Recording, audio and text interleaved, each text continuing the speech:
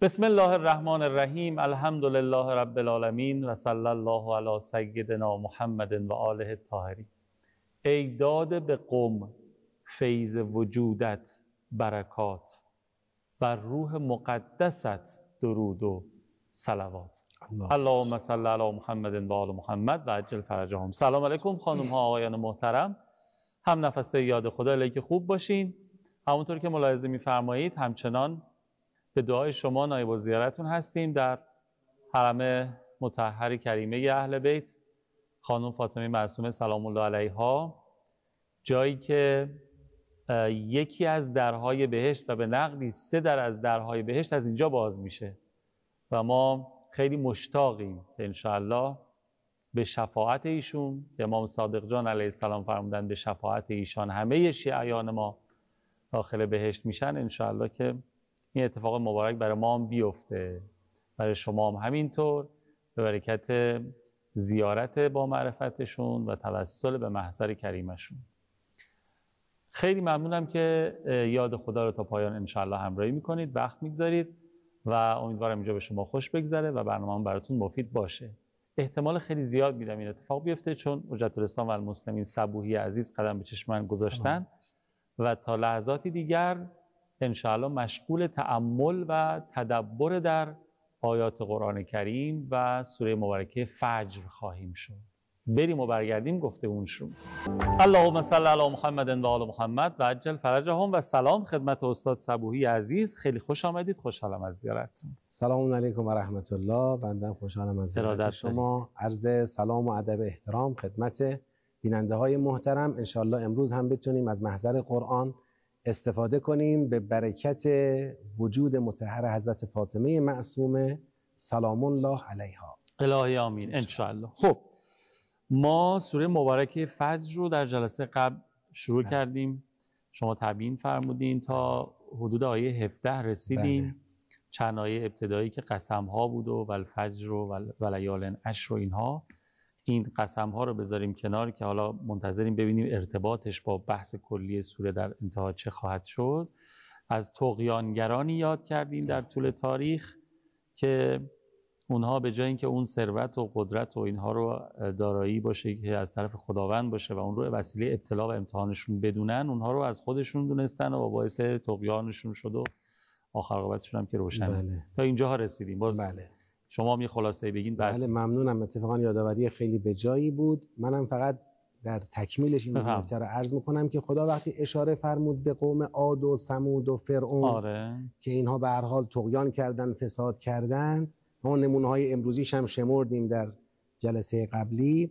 در ادامه خدا بحث رو منتقل کرد به دیدگاه انسان. بله. و انسان ظاهراً تحلیل ناقصی میکنه از رفتار خدا با خودش.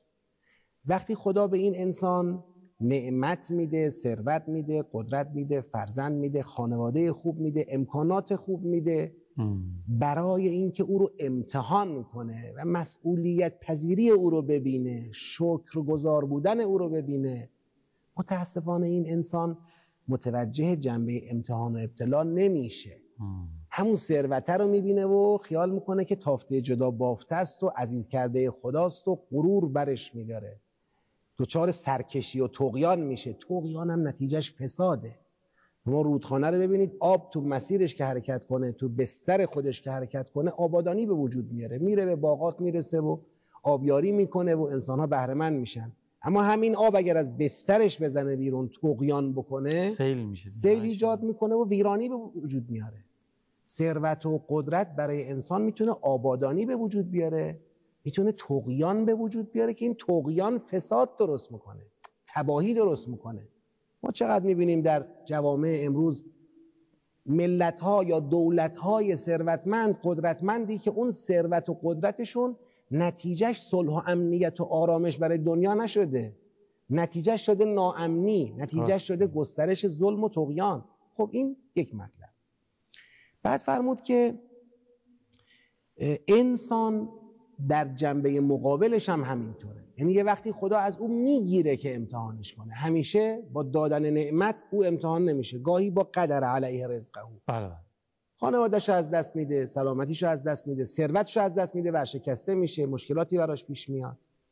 بازم امتحانه، ولی بازم متاسفانه انسان امتحان رو نمیبینه. اونجا میگه ربی اکرمن، خودشیفته میشه. اینجا میگه ربی اهانن، اینجا اینجوری بگیم حس انتقام تو وجودش میاد بالا.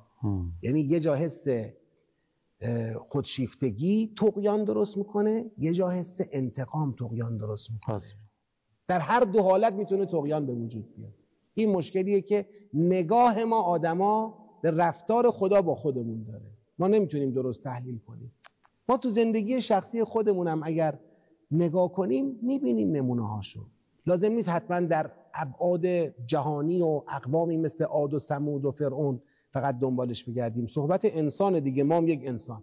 به خودمون نگاه کنیم. یه وقتی یه بلایی، یه اتفاقی برای ما پیش اومده، یه حادثه تلخ و ناگواری پیش اومده، میبینیم ما میزنیم رو پامون میگیم آخه من چرا؟ مگه من چه کار کرده بودم این بلا سر من اومد؟ آره خیلی. چرا این عزیز من باید میمرد؟ چرا من باید ورشکسته میشدم؟ این همون حس ربی اهاننه. یعنی خیال میکنیم اینجا خدا به ما اهانت کرده، خدا با ما یه کاری کرده که حق ما نبوده، یه رفتاری با ما انجام داده که حال ما رو گرفته. دنبال جواب این سوالیم چرا حال ما رو گرفتی؟ و اینو اگر نتونیم مدیریت کنیم، حل کنیم، از توش انتقام و چیزای دیگه هم میاد بیرون. خیلی چیزا میاد بیرون. اینکه خدای من چرا، یعنی برای اون آره، برای اون خوب بود، برای دیگری خوب بود. این خیلی حرف بدیه. دقیقاً. چرا من مثلا، چرا برای اون نه، چرا برای اون نه؟ دقیقاً. تو کی هستی که تشخیص بدی برای کی آره برای کی نه؟ پس ما امتحاناتمون رو چه تو فاز مثبت نعمت‌ها، چه تو فاز منفی گرفتن‌ها، امتحانه رو نمی‌بینیم. حالا اینجا یه سوال پیش میاد، چرا نمی‌بینیم؟ همین می‌خواستم این چراییش مهمه. آیات بعدی می‌خواد این چرایی رو توضیح بده. من اتفاقا می‌خواستم بپرسم، گفتم شاید تو برنامه‌تون نباشه، مسیر بحث عوض شه. قرآن کریم تو برنامه خدا بوده. تو برنامه خدا بوده. و اینم بدونن بیننده‌های عزیز که اینا هماهنگ شده نیست خداییش. آره، یعنی واقعا این قرآن همین مدله. یعنی حرفو با شما میزنه، انتظار رو ایجاد میکنه، جواب انتظار شما رو در ادامه میده. همین آدم سوال براش میاد خب چرا اینجوری میشه؟ چرا اینجوریه؟ میفرماید کلا بل لا تکرمون الیتیم. حالا جوابا خیلی عجیبه. میگه میدونید انسان ها شما امتحان رو نمیبینید. علت این که امتحان رو نمیبینید بل برای ریشه یابیه. اینه که به یتیم اکرام یتیم نمی کنید، یتیم نواز نیستید.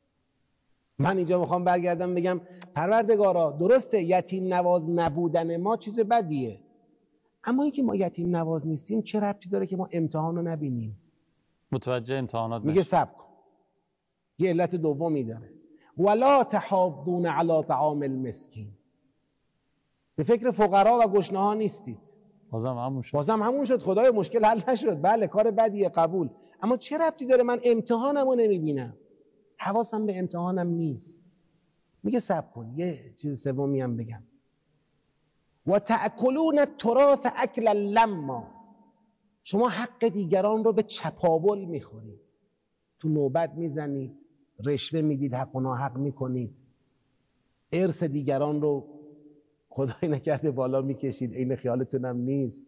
تأکلون التراث اکلا لما. اکلا لما یعنی یه لقمه چپ کردن و بالا کشیدن. مال مردم برای شما اهمیت نداره. خدایا خیلی ناراحت تر شدیم نسبت به قبل، ولی بازم سوالمون حل نشده. میگه بذارید این ستا رو تو یه جمله خلاصه کنم سوالتونم حل بشه. و تحبون المال حبا جما. شما عاشق دنیایید. این علتش. چرا یتیم نواز نیستی؟ چون عاشق دنیایی. چرا به فکر فقرا نیستی؟ چون عاشق دنیایی. چرا حروم میخوری؟ لقمه حروم سر سفرت چرا میاری؟ با دروغگویی چرا نون سر سفره میاری؟ چرا با تو نوبت زدن وام میگیری؟ چرا چیزی که حقت نیست و با رشوه حق خودت میکنی؟ چرا لقمه حروم میاری؟ این چون عاشق دنیایی. خب خدایا فهمیدیم ما عاشق دنیاییم، چرا امتحانه رو نمیبینیم؟ جواب: من خدا با دنیا دارم امتحانت میکنم. وقتی تو عاشق دلبسته دنیایی، من بهت میدم، این دلبستگی باعث میشه خیال میکنی تو رو دوست داشتم بهت دادم، حواست نیست دارم امتحانت میکنم، چشمت دوخته میشه به اون دنیاه. وقتی ازت میگیرم امتحانت کنم، این دلبستگی باعث میشه یه سوزی در وجودت به وجود میاد، یه جوری میسوزی، یه جوری ناراحت میشی که بازم حواست نیست گرفتم امتحانت کنم، فقط اون سوزه رو تحلیل میکنی. حب دنیا نمیذاره امتحان رو ببینی. حب دنیا و دین و ایمون یه جا جمع نمیشه. یه جا جمع نمیشه. اگه حب دنیا بیاد هر چقدر بیاد به همون اندازه دین و ایمون میره بیرون و برعکس او بیاد حب دنیا و برعکسش. پس حب دنیا علت اصلیه.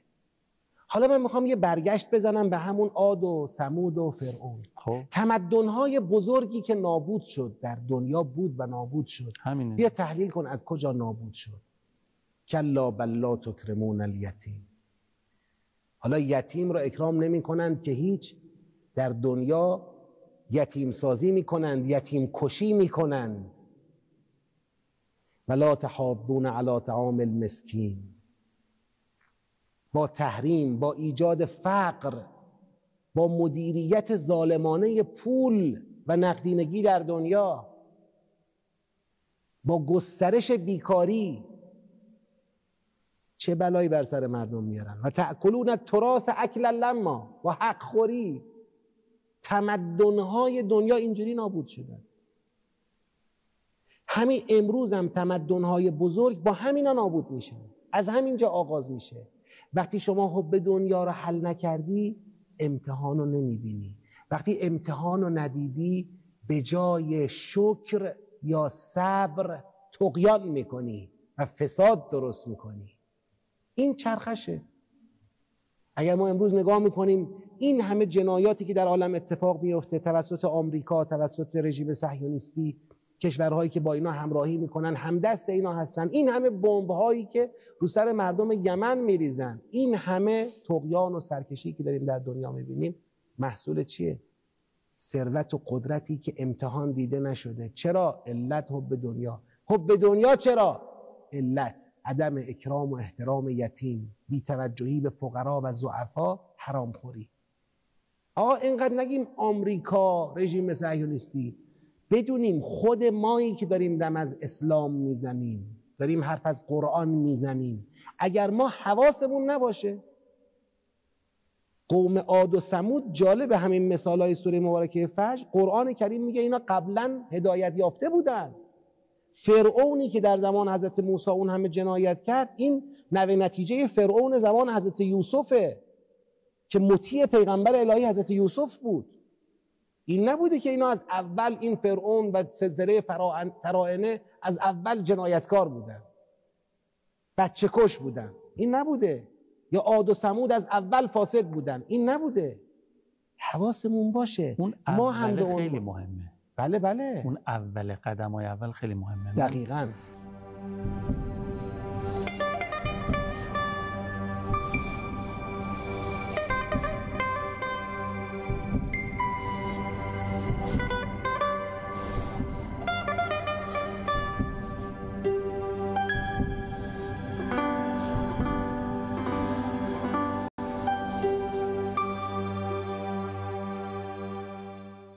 بعضی وقتا فکر می‌کردم، حالا شما از برنامه قبل بود فکر کنم از حضرت سلیمان مثال زدین که این همه رو از خدا میدونه به وسیله امتحان و اینها.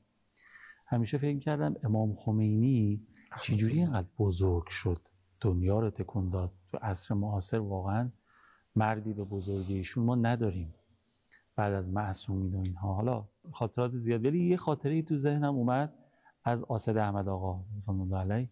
گفتن یه روز ما تو خونه روی پنجره یه دونه پارچه سفید بود که یه ذره دیگه چون چند بار شسته شده بود و اینا، یه ذره رنگش مثلا کم کم داشت دیگه، مثلا کم کم کدر میشد. ما اینو اومدیم برداریم که جاش یه پرده مثلا توریه. بعد امام دیدن، گفتن دست نگردار، صبر کن. گفتم چیه؟ گفت چیکار داریم کنیم؟ گفتم دارم این پارچه رو عوض می‌کنم پرده بزنم. گفت دست نزنی، بذار باشه همونجا تمیزه، اگه کسی بشور دوباره بذارم. بعد گفت چرا؟ جمله جواب امام. بعد امام گفتن که طاغوت‌های دنیا همه اول پرده پنجره‌شون هست. الله. یعنی همینجا جلوشو بگیر. همینجا جلوش. این قدم اول من دوست داشتم مکس کنیم. چون هممون این قدم‌های اوله که هی متوجه نمیشیم، میشه دوم، سوم، چهارم، یه جایی میخوایم به خودمون بیایم که دیگه خیلی وقت گذشته. میگم مدل عوض کردن ماشینا، الان بعضیا من میبینم حالا متمولینی که سالی یه بار باید زندگیشون رو لوکس کنن، الان برند جدید این اومده اون اومده، میدونی این خیلی بده. بله ببخشید. دقیقاً. خب پس جریان شد حب دنیا. حالا این حب دنیا رو میخوایم حل کنیم. سوره در ادامه میخواد کمک کنه به حل حب دنیا. فرمود کلا اذا دکت الارض دکا دکا. بابا این زمینی که بهش دل بستی یه روز در هم کوبیده خواهد شد ها. این زمین شما هر چی میخوای از دنیا بشمر همه رو همین زمینه. این زمین یه روز چنان در هم کوبیده خواهد شد، ریز ریز میشه هر چه که روی زمینه. اذا دکت الارض دکا دکا و جاء ربک والملک صفا صفا. پروردگارت، امر پروردگارت، فرشته ها صف در صف حاضر میشن، این زمین کشیده میشه دادگاه عدل الهی. و جیء یومئذ به جهنم. اون روز جهنم کشان کشان آورده میشه تو صحنه حاضر میشه. حالا جهنم از نظر قرآن یه موجود زنده ایه. قرآن میگه وقتی که مجرمین رو در جهنم میریزن از جهنم سوال میشه هل امتلأت؟ سیر شدی؟ جهنم جواب میده نعره کشان که هل من مزید، بیشترم هست. جهنم در صحنه حاضر میشه. یومئذ یتذکر الانسان. این انسان کدوم انسان؟ اما الانسان اذا ما ابتلاه ربه فاکرمه و نعمه فیقول ربی اکرمن. این انسانی که امتحان رو ندید، این انسانی که حب دنیا تو وجودش قرار گرفت، کور شد، امتحان و ابتلا رو ندید. این انسانی که یتیم نواز نبود، به فکر فقرا نبود، حرومم میخورد، پس کور شد، پس امتحان رو ندید. اون روز چشش باز میشه. یومئذ یتذکر الانسان. خدا میفرماید به انا له الذکری. دیگه چه فایده؟ یقول، انسان میگه یا لیتنی قدمت لحیاتی.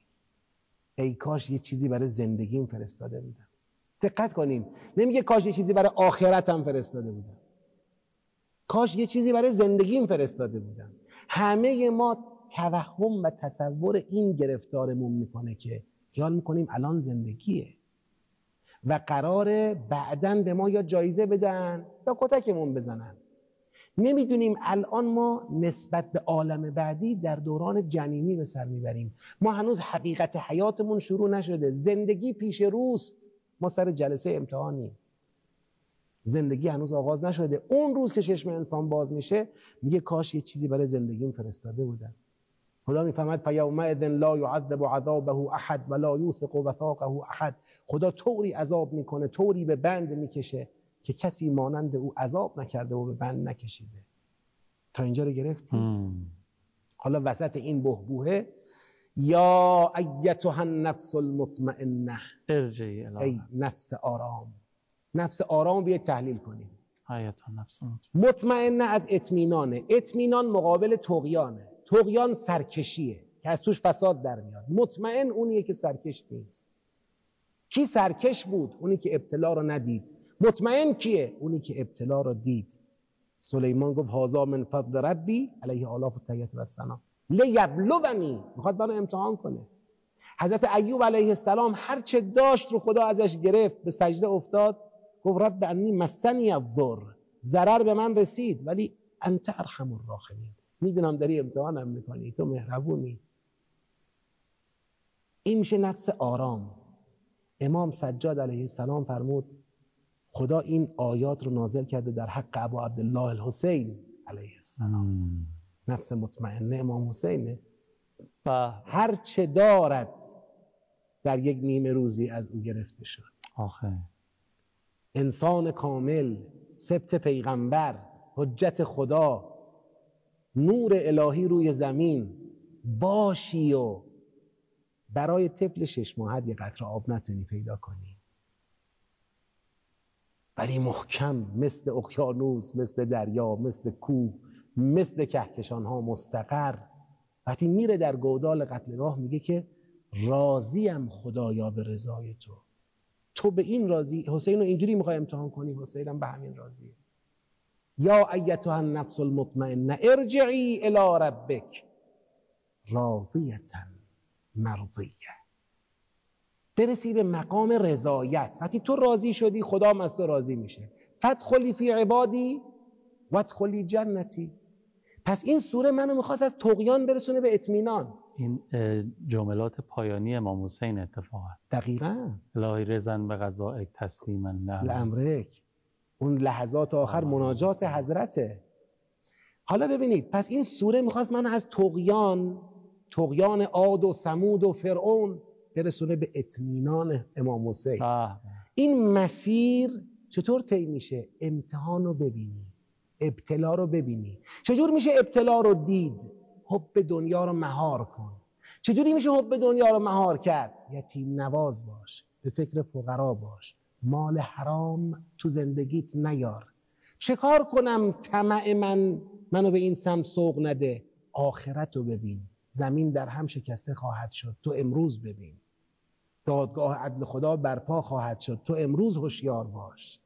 فردا بیدار نشو، فردا دیره، امروز بیدار شو. وعده کرده بودم که آیات اول سوره رو در پایان جلسه 2 بهش بپردازم. والفجر و لیال عشر و الشفع و الوتر و اللیل اذا یسر. ماجرای قربان، ماجرای به قربانگاه بردن اسماعیل علیه السلام. عید قربان، عید تقرب الی الله. قرآن میگه و اذ ابتلا، امتحان، و اذ ابتلا ابراهیم ربه به کلمات فاتمهن قال انی جاعلک للناس اماما. خدا وقتی ابراهیم رو امتحان کرد، ابراهیم علیه السلام از عهده امتحانات برآمد و اونها را به درستی به سر منزل مقصود رسوند، خدا او رو کرد امام. انی جاعلک للناس اماما. این ابتلا و امتحان برای ابراهیم علیه السلام اوجش کجا بود؟ جریان اسماعیل. حب دنیا، تعلق به فرزند. دیگه یکی از اون قوی ترین مصادیق حب دنیا اون علقه‌ایه که پدر و مادر به فرزند دارن. اونم چه پدری؟ ابراهیم. چه پسری؟ اسماعیل علیه السلام. چه جریانی پشتشه؟ عزیزان حتما میدونن و اگر نه حتما مطالعه کنن. اسماعیلت رو وقتی آوردی در پیشگاه خدا، حاضر شدی از این حب دنیا بگذری، این اون موفقیت تو امتحانه. اینجا رسیدی به قله، نماد تعلقات دنیوی. پس این قسمه چی بود؟ قسم به فجری بود که اونجا یکی از قله های بندگی فتح شده، قله موفقیت در امتحانات فتح شده، قله قطع تعلق از دنیا فتح شده. حالا جالبیش چیه؟ گفت سوره امام حسین علیه السلام. اول سوره یه جوری شروع شده، همون اول یادآور امام حسینه. والفجر تفسیر فجر قربان کجاست؟ فجر عاشوراست. آقا از کجا؟ من اینو با قرآن بهتون میگم، از عاشوراست. گفت و فدیناه بذبح عظیم. وقتی اسماعیل رو به قربانگاه برد، خدا اسماعیلش رو به او بخشید در قبال ذبحی عظیم. ذبحی عظیم از فرزندان اسماعیل علیه السلام. اون ذبح عظیم کی بود؟ ابا عبدالله الحسین علیه السلام. والفجر، قسم به فجر عاشورا، و لیال عشر، و به 10 شب قبل این فجر، و شفع، به شب 8. شب 8 در دهه ذوالحجه چه خبره؟ فرداش ترویه است، آب میگیرن. آخرین آبی که در دهه گرفته شده روز 8. والوتر، قسم به شب 9. شب 9 چه خبره در دهه ذوالحجه؟ فرداش عرفه است. اینجا فردا چه خبره؟ تاسوعا است. تاسوعا چه خبر بود؟ روز عبادت، روز نماز. روز تاسوعا خواستن حمله کنن امام حسین علیه السلام، فرمود به برادرش حضرت ابوالفضل عباس علیه السلام برو برای ما این یه روزو مهلت بگیر، اینا حرف تو رو زمین نمیزنن، بگو ما نماز رو دوست دارم، قرآن رو دوست دارم، این یک روز رو میخوام به ذکر بگذرونم. واللیل اذا یسر، قسم به شب 10 و لهم دوی کدوی النحل، اون شبی که دیگه فرداش قربان اتفاق میفته. خدا انشالله همه ما رو اهل سوره فجر قرار بده، مسیر سوره فجر رو بتونیم طی کنیم برای مدیریت ابتلاعات و امتحاناتمون توی زندگیمون انشالله. الهی آمین، الهی آمین. چقدر خوب بود، حظ بردیم، دست شما درد نکنه، خیلی استفاده کردیم. عوامر ندارین؟ سلامت باشید. محبت. خیلی خیلی ممنونم که برنامه خودتون رو تا پایان تماشا کردین.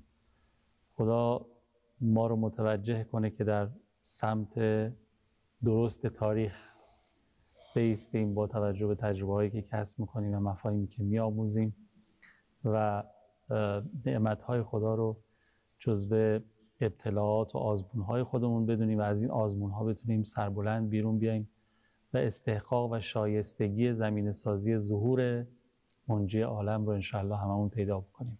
به برکت صلوات بر محمد و آل محمد. اللهم صل علی محمد و آل محمد و عجل فرجهم یا حق.